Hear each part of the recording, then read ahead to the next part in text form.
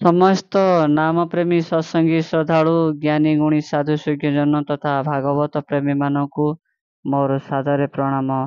ତ ସହିତ ବେଦ ପୁରାଣ କଥା ଚ୍ୟାନେଲରେ ଆପଣଙ୍କୁ ସ୍ୱାଗତ। ପ୍ରିୟ ବନ୍ଧୁଗଣ ମାନେ, ଆମେ ଗତ ଭିଡ଼ିଓରେ ଆମେ ଭାଗବତ ଗୀତାରେ ଭଗବାନ ଶ୍ରୀକୃଷ୍ଣ ଅର୍ଜୁନଙ୍କୁ ତ୍ରିଗୁଣ ବିଷୟରେ କହିବାର କିଛି ପ୍ରସଙ୍ଗ ଆଲୋଚନା କରିଥିଲେ।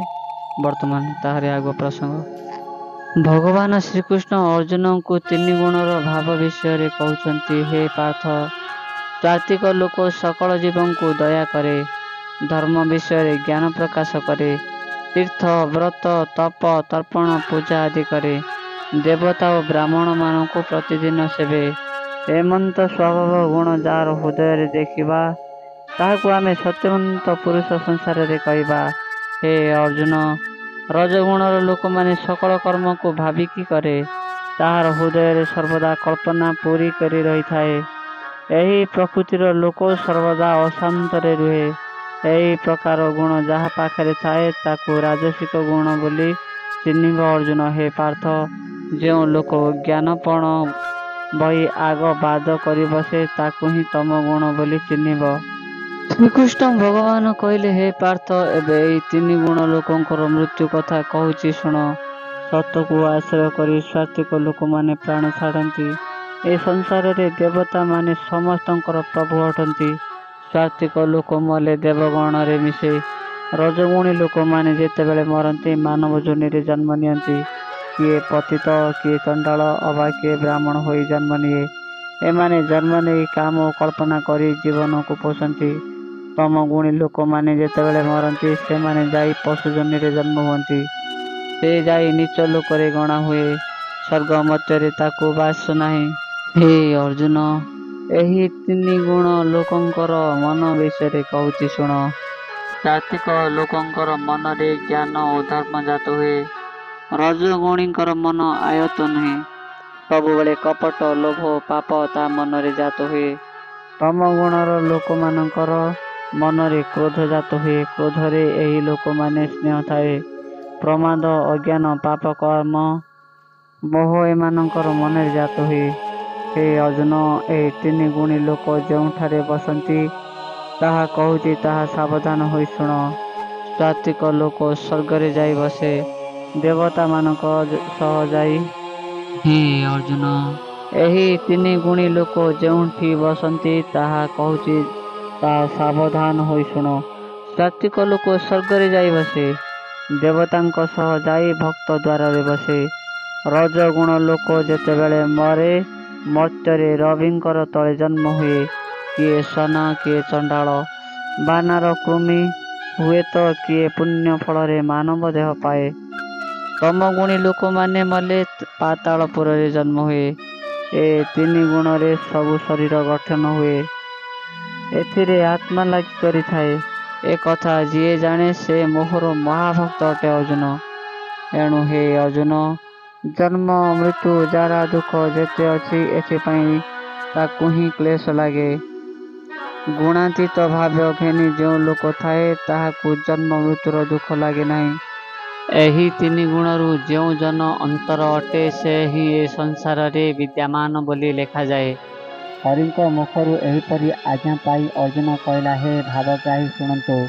ହେ ସ୍ୱାମୀ, ଯେଉଁ ଲୋକ ପାଖରେ ଏ ତିନି ଗୁଣ ନଥାଏ ସେମାନେ କି ପ୍ରକାର ଚିହ୍ନ ବହନ୍ତି? ସେମାନଙ୍କୁ କି ରୂପେ ଚିହ୍ନିବି ମୁଁ କୁହନ୍ତୁ? ମୁଁ ଅଜ୍ଞାନୀ ଅଟେ ପ୍ରଭୁ। ଯଦି ଆପଣ ମୋ ଉପରେ ସୁଦୟା ଅଛି ତାହେଲେ ଏହାର ଉତ୍ତର ଦିଅନ୍ତୁ ସ୍ୱାମୀ। ଆପଣଙ୍କ ଶ୍ରୀମୁଖରୁ ମୁଁ ଏହା ଶୁଣି କୃତକୃତ ହେବି। ଅର୍ଜୁନ ଏସବୁ ପଚାରିବାର ଜାଣି ଭାବଗ୍ରାହୀ କହିଲେ, ହେ ଭଦ୍ରାକାନ୍ତ, ସାବଧାନ ହୋଇ ଶୁଣ।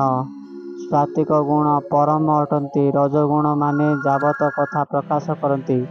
କ୍ରୋଧ ମୋହକୁ ତମ ଗୁଣ କହନ୍ତି। ଏ ତିନି ଗୁଣରୁ ଯାହାର ଦେହ ବର୍ଜିତ ହୁଏ ସେ ଲୋକର କଥା ଶୁଣ ଧନଞ୍ଜୟ। ନୋଇବା କଥାକୁ ସେ ବିମୁଖ ନୁହେଁ କେବେ। ମିଳିଲେ ଭଲ ବୋଲି କୁହେ, ନ ମିଳିଲେ ଭଲ ବୋଲି କୁହେ। କୌଣସି କଥାକୁ ଆଶା କରେ ନାହିଁ। ଏଣୁ ଏ ତ୍ରିଗୁଣ ରଜ୍ଜୁ ଅଟଇ ବାହାର। ତା ମୁଖରୁ ତିଳେ ହେଲେ ବଚନ ଟଳେ ନାହିଁ। ସେ ଚିନ୍ତା କରେ ତ୍ରିଗୁଣରେ କି ପ୍ରୟୋଜନ ଅଛି। ତାହାର ଶାନ୍ତଶୀଳ ପଣକୁ କେବେ ମୂର୍ଚ୍ଛି ପାରେ ନାହିଁ। ସବୁ ଦୁଃଖକୁ ସେ ସମାନ ଭାବେ ମଣେ। ପର ଆପଣାକୁ ଏକ ଧର୍ମ ପରି ଦେଖେ। ପ୍ରିୟ ଅପ୍ରିୟ, ନିନ୍ଦା ସ୍ତୁତି, ଦୋଷ ଗୁଣ, ଅପ୍ରୀତି ଅକୀର୍ତ୍ତି, ଶତ୍ରୁ ମିତ୍ର, ଭଲ ମନ୍ଦ ଏସବୁ ଏକ କରି ପ୍ରଭୁଙ୍କ ପାଦପଦ୍ମକୁ ଭଜେ। ତାହାର ବଡ଼ିମା ଦମ୍ଭ ଦୁର୍ବୁଦ୍ଧି ନଥାଏ। ଏମାନେ ଏ ତିନି ଗୁଣରୁ ଅତୀତ ଅଟନ୍ତି। ମୋ ଭାବକୁ ଜାଣି ସେ ପ୍ରତିଦିନ ଦାସପଣରେ ମୋତେ ସେବେ। ହେ ଅର୍ଜୁନ, ସେଇ ଭକ୍ତ ମୋହର ବ୍ରହ୍ମକୁ ଚିହ୍ନିଛି ବୋଲି ଜାଣ। ମୋର ବାସସ୍ଥାନ ଅମୃତ ଓ ଅକ୍ଷୟ ଅଟେ।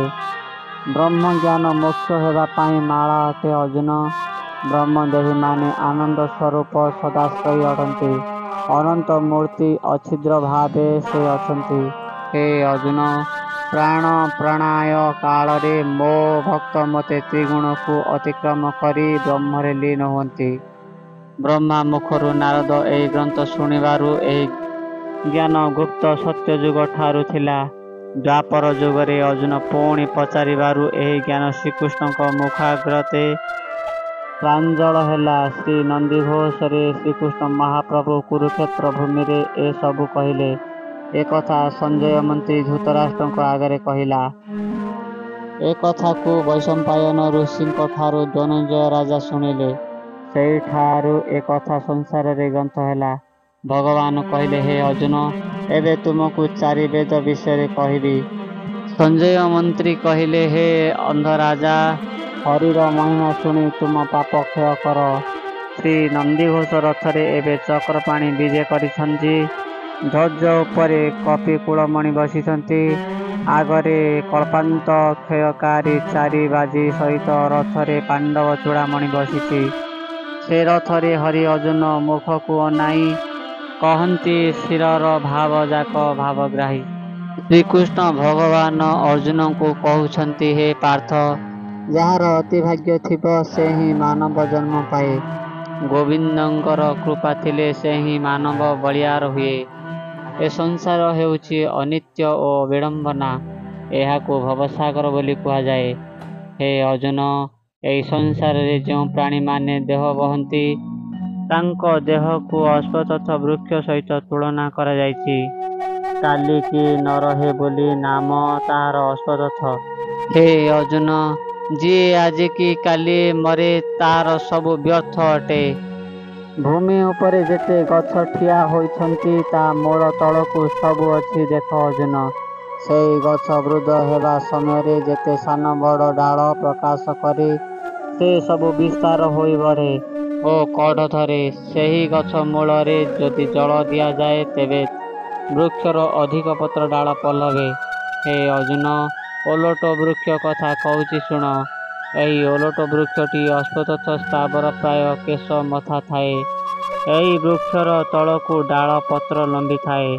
ଏହାର ଶିଖରେ ଜଳ ଦେଲେ ଏ ବୃକ୍ଷ ପଲ୍ଲବେ। ଏହି ବୃକ୍ଷରେ ଯେଉଁ ଆତ୍ମା ରାମ ବିହାର କରେ ସେ ହେଉଛନ୍ତି ପରଂବ୍ରହ୍ମ। ଯେତେ ଜୀବ ପିଣ୍ଡ ଧରି ହୋଇ ଅଛନ୍ତି ଓ ତା ସହିତ ଯେତେ ସ୍ଥାବର ଜଙ୍ଗମ କୀଟ ପତଙ୍ଗ ଅଛନ୍ତି ସର୍ବଘଟରେ ନାରାୟଣ ବସିଥାନ୍ତି। ଏ ସଂସାରରେ ପ୍ରତ୍ୟକ୍ଷ ଭାବରେ ଆଦିମୂଳ ଅଟନ୍ତି। ଏ ସଂସାରରେ ଯେତେ ହରବ୍ରହ୍ମା ଅଛନ୍ତି ସେଇ ଆଦିମୂଳର ଏମାନେ ହେଲେ ଡାଳ। ସେଇ ବୃକ୍ଷର ଡାଳରୁ ଯେତେ ପତ୍ର ବାହାରେ ସେ ସବୁ ଶାସ୍ତ୍ର ଅଟେ। ହେ ଅର୍ଜୁନ, ଏହି ପ୍ରକାରରେ ଯିଏ ମୋତେ ଚିହ୍ନିପାରେ ସେ ହିଁ ଏ ଜଗତରେ ବେଦ ବେଦାନ୍ତର ବେତା ଅଟେ। ଅଶ୍ୱତ୍ଥ ବୃକ୍ଷ। ଏ ସଂସାରରେ ଯେତେ ହରବ୍ରହ୍ମା ଅଛନ୍ତି ସେହି ଆଦିମୂଳର ଏମାନେ ହେଲେ ଡାଳ। ଏହି ବୃକ୍ଷର ଡାଳରୁ ଯେତେ ପତ୍ର ବାହାରେ ସେ ସବୁ ଶାସ୍ତ୍ର ଅଟେ। ହେ ଅର୍ଜୁନ, ଏହି ପ୍ରକାରରେ ଯିଏ ମୋତେ ଚିହ୍ନିପାରେ ସେ ହିଁ ଏ ଜଗତରେ ବେଦ ବେଦାନ୍ତର ବେତା ଅଟେ। ଅଶ୍ୱତ୍ଥ ବୃକ୍ଷ ଏହିପରି ଅଟେ, ତାହାର ଡାଳ ସବୁବେଳେ ତଳକୁ। ଏହି ବୃକ୍ଷର ଡାଳ କେବେ ଉପରକୁ ଯାଏ ନାହିଁ। ସୁକୃତ ଦୁଷ୍କୃତ ଏ ବୃକ୍ଷର ଫଳ ଜାଣ ଅର୍ଜୁନ।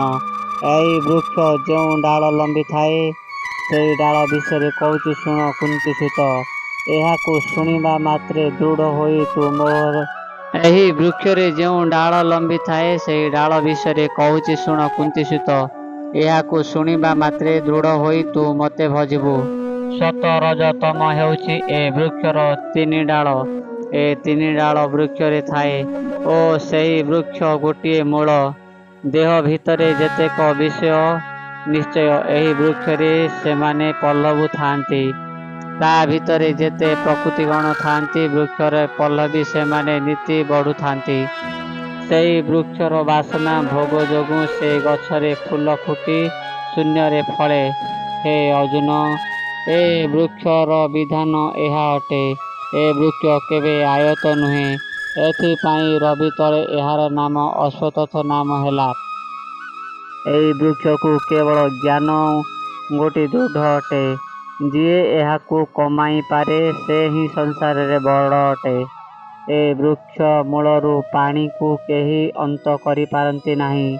କେହି ଏହାର ଆଦି ଅନ୍ତ କହିପାରିବେ ନାହିଁ।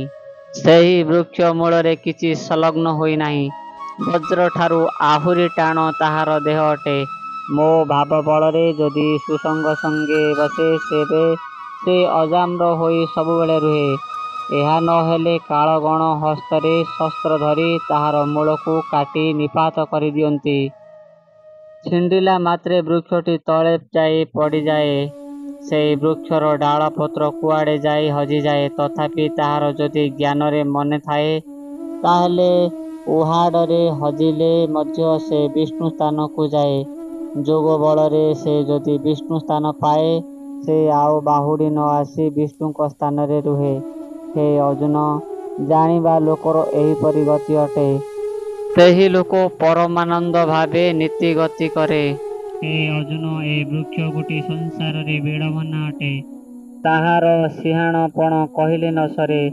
ଯେଉଁ ଲୋକର ଜ୍ଞାନ ଓ ମନ ଥାଏ ସେ ହିଁ ମୋତେ କିଣିଥାଏ। ଅର୍ଜୁନ, ହେ ଅର୍ଜୁନ, ପରମ ପୁରୁଷଙ୍କର କାୟା ଏହିପରି ଅଟେ। ତାଙ୍କ ପାଖରେ ଶରଣ ପଶିଲେ କାମ, କ୍ରୋଧ, ଲୋଭ, ମୋହ, ହିଂସା, ଅଧିକାର ଏମାନେ ବୃକ୍ଷର ଚେର ଅଟନ୍ତି। ଦୁଃଖ ସୁଖକୁ ଏ ଦୁଇକୁ ଯିଏ ନାସିପାରେ ସେ ନିର୍ମୋହ ନିରାମୟରେ ସ୍ଥାନ ପାଏ। ଯେଉଁ ସ୍ଥାନକୁ କି କିଛି ତେଜ ଲାଗେ ନାହିଁ, ଯେଉଁଠାରେ କି ଜ୍ୟୋତ୍ସ୍ନା ନ ପଡ଼ି କେବଳ ଅଗ୍ନି ସୂର୍ଯ୍ୟ ପଡ଼େ, ସେଠାକୁ ଗଲେ ଆଉ ବାହୁଡ଼ି ଆସି ହୁଏ ନାହିଁ। ସେହି ମୋହର ଧାମ ଅଟେ। ଅର୍ଜୁନ, ଏହା ତୋତେ ମୁଁ କହିଲି। ପ୍ରିୟ ସତ୍ସଙ୍ଗୀ ବନ୍ଧୁଗଣ ମାନେ, ଏହା ପରର ପ୍ରସଙ୍ଗ ଆମେ ଆଗାମୀ ଭିଡ଼ିଓରେ ଆଲୋଚନା କରିବା। ସେହି ଭିଡ଼ିଓ ଆସିବା ପର୍ଯ୍ୟନ୍ତ ଆପଣମାନେ ଭଗବାନ ନୃସିଂହଙ୍କ କୃପାରୁ ବହୁତ ଭଲରେ ରହିଥାନ୍ତୁ। ତା ସହିତ ଏହି ବେଦ ପୁରାଣ କଥା ଚ୍ୟାନେଲ ସହିତ ଯୋଡ଼ି ହୋଇ ରହିଥାନ୍ତୁ। ଚ୍ୟାନେଲର ପ୍ରତ୍ୟେକ ଭିଡ଼ିଓକୁ ନିଜେ ସମ୍ପୂର୍ଣ୍ଣ ଭାବେ ଦେଖିବା ସହିତ ନିଜର ସାଙ୍ଗସାଥିମାନଙ୍କୁ ସେୟାର କରନ୍ତୁ, ଲାଇକ୍ କରନ୍ତୁ, ସବସ୍କ୍ରାଇବ୍ କରନ୍ତୁ। ଧନ୍ୟବାଦ।